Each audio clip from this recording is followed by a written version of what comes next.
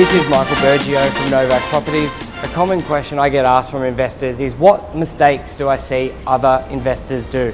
And quite often I see investors focusing too much on the purchase price of the property and not the due diligence of the property and the lease term if it's an investment. Yes, there are great checks you need to do with the length of lease. Is there a bond? Correct, making sure the titles are correct, the sizing matches. Quite often you may see the property being marketed as 100 square meters, but really on the strata plan it's 80. So all of that due diligence is vital when buying a commercial property. But one of the key areas I see investors missing, and is probably the most important, because this is where things can go really wrong in commercial property, and that is if the rent is a market rent. Everyone's focusing on the purchase price, but a lot of the time an investor will just accept the rent for being what it is. For example, that rent in the lease may be $50,000 per year. Now, what an investor should be doing through themselves or a buyer's agent or ask the selling agent for comparable properties on the rental side. Where I have seen things go horribly wrong is an investor's bought the property, the rent was $50,000 a year. That tenant has vacated either at the end of the lease or when they shouldn't have, they've broken the lease, and then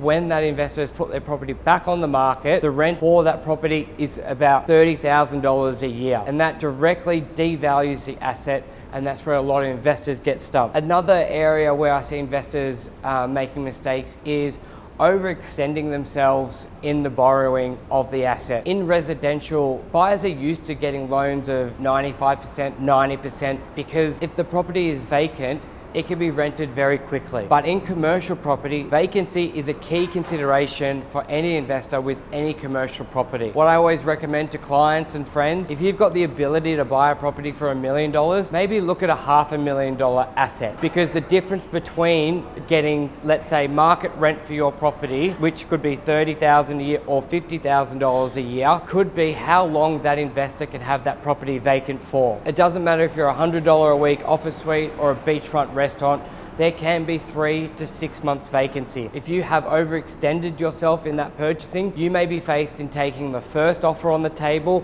and not necessarily the best offer on the table. Thank you.